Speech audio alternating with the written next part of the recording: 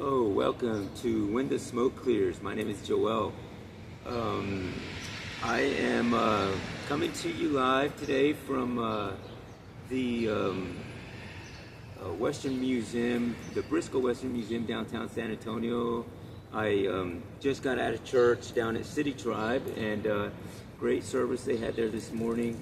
And I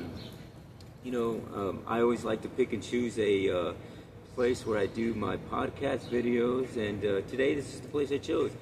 You can see the great bronze artwork that is behind me here. It's called Buffalo Dance. It's a really nice sculpture. They have plenty of things like this out here today that you can come and enjoy and stuff like that. I like to get my videos always started with a moment of silence for the addict who still suffers. So if you would, a moment of silence followed by the Serenity Prayer. God, grant me the serenity to accept the things I cannot change, the courage to change the things I can, and the wisdom to know the difference. Well, again, I am here today to do my due diligence in my service work to spread the message of recovery and addiction and the higher power that's involved in that. And here, I guess, the past week it's been a struggle. There's some things that that have hit kind of in a red alert, if you will, in my mind anyway, for the things that I've gone through in my life, and the things that trigger mostly those feelings that you get where you get that irritability, where you get that sense of hey, you know what, maybe my life's not going where it's supposed to be right now, so let me just go out and do something that I'm comfortable with. So there was a few meetings that I attend during the week that opened up some memory that I hadn't really touched on in a good while, and it ended the week with last night viewing some pictures of the problem that I had been having that whole week. And it's I don't think it's coincidence that I went through all of this stuff during the week, and then at the end of my week here on Sunday, it just all comes together with what happened today. So during the week, all week, I've been having these nightmares, these bad dreams, and just these some senses of irritability that's came from the not being able to sleep, the buzzing in my ear through the and the just a vivid, what I call my nightmares of evil dreams and stuff like that, and I've had these dreams for, gosh, it's been there. They've always been there. Like really, they've never gone away. They've just gotten more and extremely more vivid as the years gone by, I guess. Is the only way that I can explain it. So I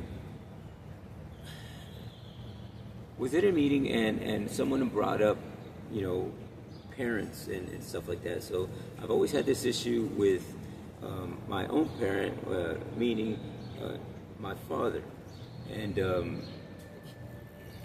I've always resented the fact that I never got the opportunity to have a relationship with my father the way I would hear friends or just people in general talk about their relationships, where they'd be like, oh yeah, I called my dad, and he talked to me, and he led me the right way in a sense. And some people would say, oh, my dad, he ain't with the crap, da da da, or my dad's never been there, but I've sought him out like later on in the years, and we now have a relationship, or just different stories. And I was always kind of resentful to the fact that I didn't have that story. I did for a minute, and I was kind of angry at the fact that I think for a long time, I was angry at my dad for blaming him for the path of my addiction, mainly, and the path of my addiction, and the part of it where when I needed to cry out to somebody, I didn't have that person there, and I wanted it to be him, and it always, it never mixed well with me internally, and so when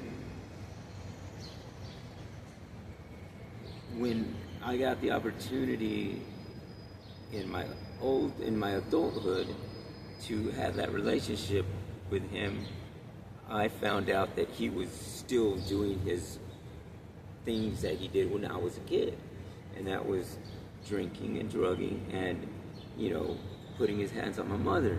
And when I witnessed that as an adult, and my reaction to that was to, physically get him out of that environment, out of our environment in a sense. And I can remember telling my mom, "What do you want? You want him here? Or do you want him gone?" And she wanted him gone, and I told him, "Look, you can't be here no more." And in a sense, I sent him on his way, not necessarily in those words, because it wasn't like that. It was a little bit more physical and in a little more derogatory way. But I've always felt guilty about that I did that, because it wound up with him using excessively more, and it wound up with him being homeless and in that whole drug and homeless community, and I didn't see him from that day for years, for like about 8 or 9, 10 years or so. I don't remember that exact number, but it'd been a while. And I can remember one of his brothers, his youngest brother, as a matter of fact, my uncle Javier, calls me up one time, and he was like, "Hey, your dad's here. He just showed up. He showed up with, ripped up clothes, no shoes, just in a mess, and but he's here, and I just wanted you to know if y'all want to come and see him, he's here, da-da-da." And I didn't know how to take that at first, so I called my brother and I called my sisters and told them, "Hey, I got this call, I don't know if y'all did, da-da-da." So we made it a point to go and see my dad. And, it was rough. It was rough to see him like that. And it was rough to see him still in that environment and still in the abuse of addiction. And I still, even though I could see him now and was able to talk to him, I still didn't have that connection, that thing that I could talk to him about anything and ask for advice, because he was still in youth, and he wouldn't give you the time of day, you know what I mean? Unless you had a six-pack of beer or some cocaine, and then he might listen to you for a minute. And so it was just, he was too busy in his drunken, in his disease, and I didn't know that. I didn't know about the disease then. I knew about alcoholics and drug addicts, but I didn't know that they were in a quote unquote, that they have a disease, and so it wasn't until I actually got affected by my disease in a way that I wound up like he did. And when that happened to me, I was lucky enough to had attended, I got the opportunity to go to a 30-day recovery program, and out at in this rural area in Comfort, Texas, Starlight Recovery. Man, that beautiful place, great people. And had I not gone through that, I might have not gone through a good a good stand of sobriety. And to kind of fast forward the story there, when I got out of that particular recovery center, 2 days later, well, I talked to my dad. It was going to be New Year's, and he's not doing well. He's dying, and I could remember going to Mexico to go visit him, and sat on the bed and talked to him, and I could remember him just telling me, I don't want to die. And I could remember telling him, Dad, well, I didn't call him Dad, I called him Tata, and I was like, Tata, but you keep drinking, keep using drugs. You know, God, the doctor told you to stop it. And he goes, yeah, he says, I know, I understand, but I just don't want, I'm not ready to die. And so I told him, I said, look, well, you know, and he asked me for a beer during that conversation. And, you know, being the son that I am, and being, you know, there with my dad, I've always respected my dad. And so yeah, I went to go get it for him. Here you go. And you know, and he needed it at that point. And I told him that I would see him in a couple of days. I said, I'll see you in 2 days. I got to go back home, and I'll come back and spend New Year's Eve with you. And you know, we'll sit down and, you know, have more conversation or whatever. So he was excited about it. I was too. And that we agreed on something, that we were going to sit down and have us some more, you know, one-on-one father-son talk. And I went back home with my family, and he met, you know, he was able to interact with my kids that day and everything, so I was happy about that. We got photos and stuff, and I remember going back home, and I'm going to work, and on the second day, the day before I was going to come back to talk to him and to be with him for the holiday, I get a phone call, and from my uncle again, and telling me that my dad's at the hospital, and, you know, if I wanted to talk to him, you could, because he's not doing well. He doesn't look like he's going to make it. So I asked my uncle to put the phone to my dad's ear, and I spoke with my dad. He didn't speak back, but I just wanted him to hear me. And I told him that I forgave him for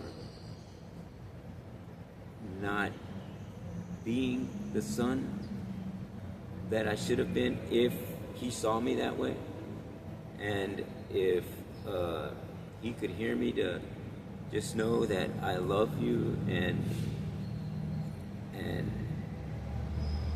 I've always loved you, and I will always remember the things that you told me as a kid growing up on how to be a man, and I thank you for the work ethic that you gave me, and the family always comes first. And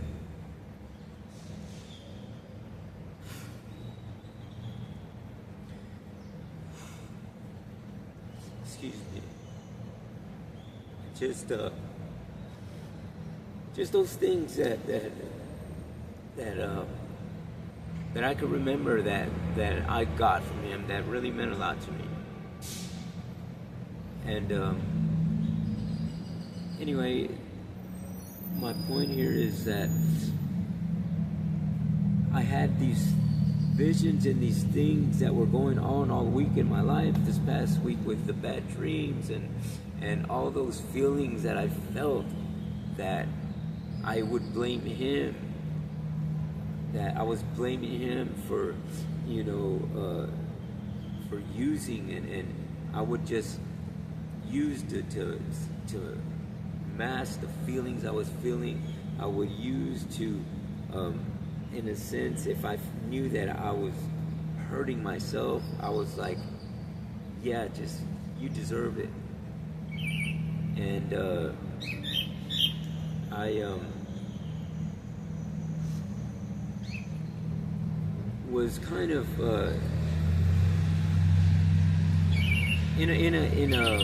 just in this depressed, isolated kind of mode all week. And when I heard I heard someone speaking on this podcast that I was watching, and it was Dr. Gabor saying something to the effect that in your brain, the way the human brain is, he says, if a man is using his creative mind to do something in a positive way on the daily, then he will eventually stay in that positive realm, and the payback to that would be extremely positive. Versus if a man periodically did that, then he would stay probably in that negative realm. And the analogy he used, he put a couple of sports figures in his analogy, saying that if Larry Bird didn't get up and shoot 500 free throws every morning like he did, then he probably wouldn't have been as good as he is. But since Larry Bird did that on the daily basis, every single day he did that. Every single day he shot 500 free throws. And the same did Tiger Woods. Every single day he was on that golf course. If they had not done that, excuse me, let me get this, let me wait for that siren to die down. If they had not done that, probably the chances of them being as great as they were would probably be slim to none. So, as an adult and realizing that those traumatic experiences, that I was myself, my own demise in a sense, because I used that to say, hey, you know what, it's okay for you to use and drink. And no matter how bad it hurts, you deserved it anyway. Then I now know that it wasn't like that. I now know that as an adult that I can channel that way of thinking, which is a negative way of thinking, and channel it into a positive realm, that now I can get that, and that positive realm will go all around you, from down there all the way up and around you, versus the negative stuff just keep pressing you down and down and down into this deep wide hole. And if you notice how I do that, is when I say with the positive realm, is starts here and it digs down and out and all around you. You're surrounding by this positive aura, in a sense. It keeps you there and it radiates so that everybody can see this now, versus keeping you down. But the only positive thing about when you're down there in that deep dark realm, and that it seems like it's just a place that gets darker and darker and darker and further and further and further down, is that you're always going to be able to see the light if you look up. If you look up in that dark place where you're at, there's always going to be a source of light somewhere. And my point is that if you practice on the daily basis to do positive things, even if it's just one thing, but always and continuously do positive stuff and talk to positive people, say positive things, wake up with a prayer, wake up with a positive, affirmation of what you want your life to be, where you want your life to go. And if you do that on a daily basis and you start doing the work, putting one foot in front of the other, that eventually that's exactly where you're going to wind up, is in that positive realm.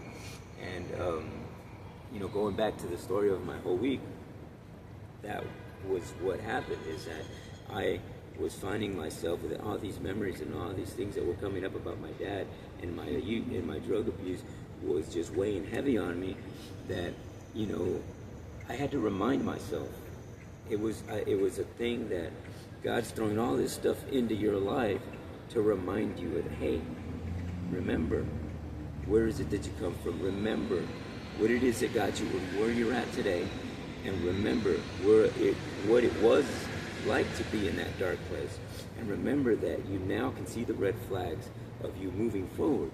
And last night I had dinner with my daughter, and she started showing me these pictures that I had seen in years, and she's like, "Dad, who is this?" And she's showing me these family pictures that she's got on her Facebook of my family, of my dad's family. And at first I'm like, I don't know who that is. I was like, and she opens up the picture a little bit more in a wide view, and I look at it and I'm like, oh yeah, that's my my uncle Rolando's son, that Rolando Jr. And I look at that, and then I remember that we were there for my dad's birthday that day. He had turned 98, and it just brought all the memories of my father in a good sense, and not any of the bad stuff. And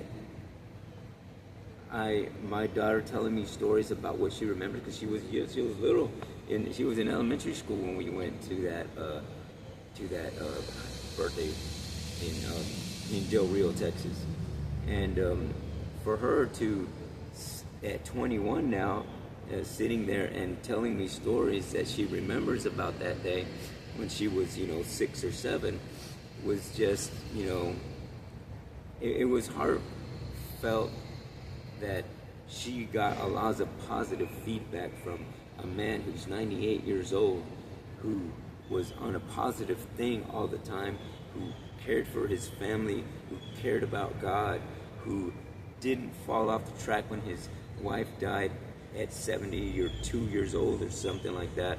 My grandma died, and he took it hard, but he still persevered, and he still stayed connected, and he didn't let his alcohol drinking go to abuse, and he didn't let all these hardship things that happened to him to derail him from thinking about his God and his higher power, and for it to radiate amongst the family. That was just the aura of the whole family that you could see that radiate to a 6-year-old little girl who could still today speak with conviction that it was something that she remembers of her grandfather and my dad. And it was just it was amazing. It was an amazing feeling. And then forward it to today, I get to church, and the pastor is talking about how words are a thing that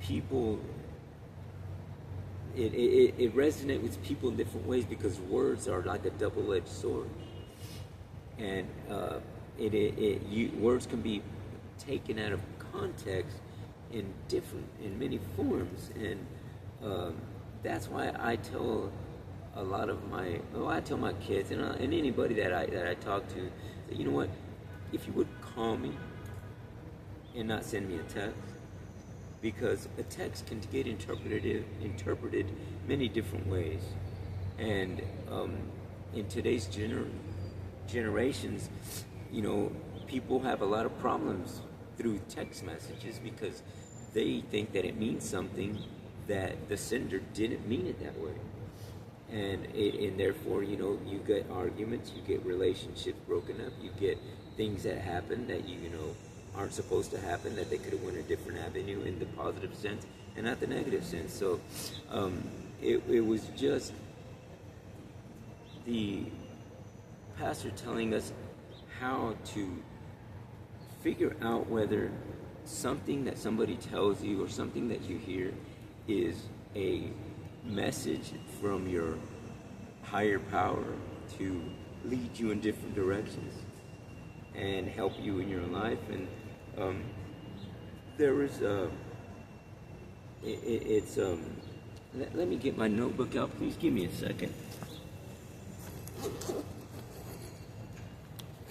Okay, I just want to just put this out there so that people can understand what I'm saying. Distort,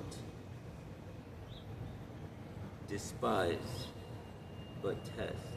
No, it says don't despise, but test the word of what people tell you. And let's get these glasses.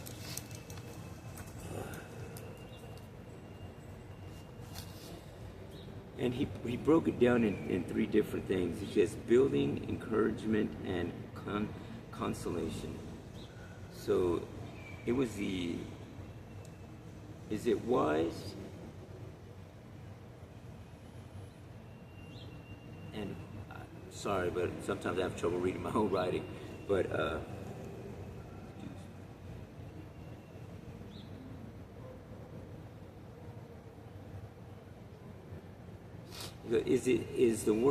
the words wise, and what do spiritually wise counselors say?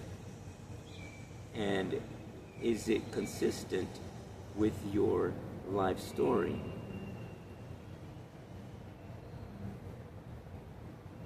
And is it consistent with spirit control?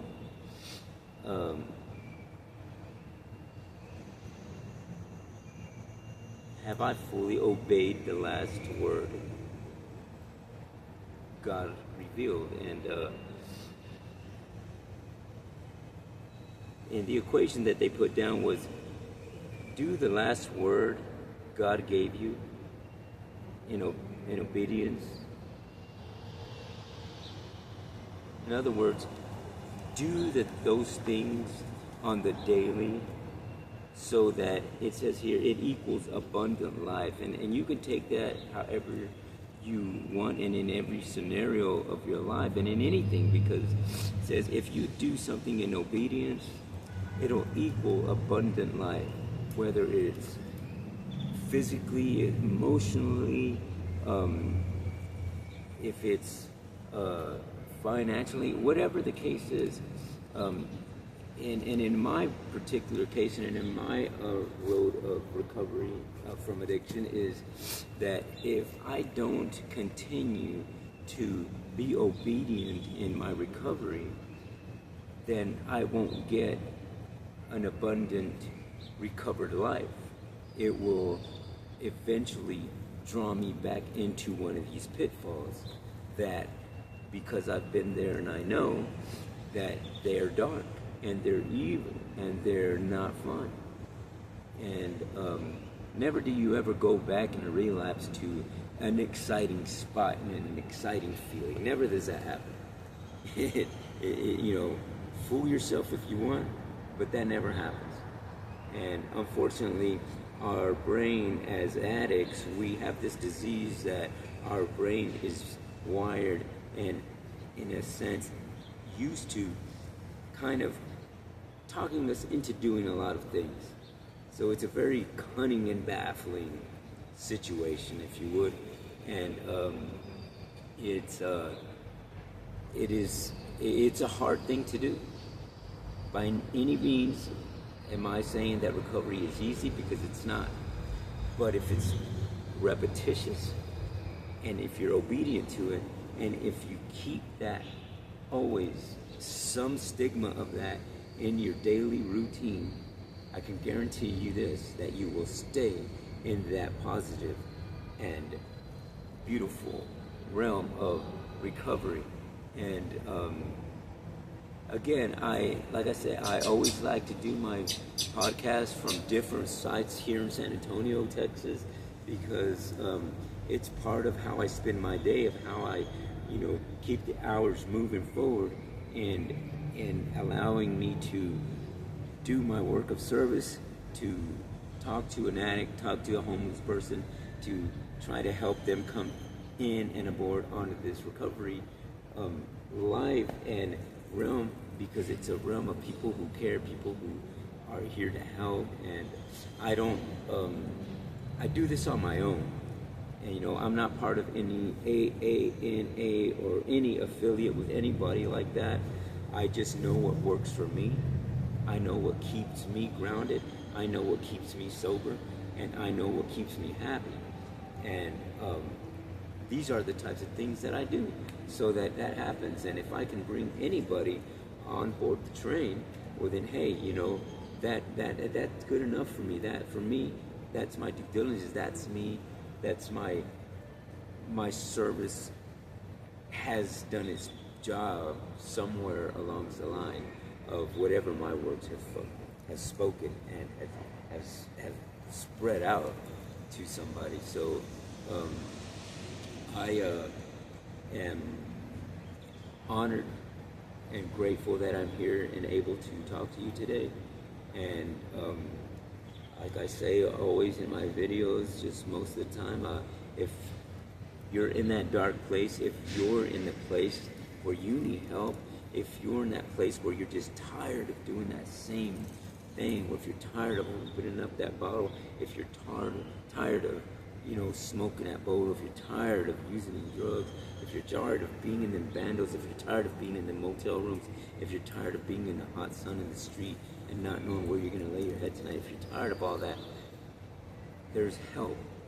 There's help in the city. There's plenty of places that have meetings. There are, you know, just plenty of people who care that you have a better life, that you get out of that darkness. And I'm here to tell you that I care.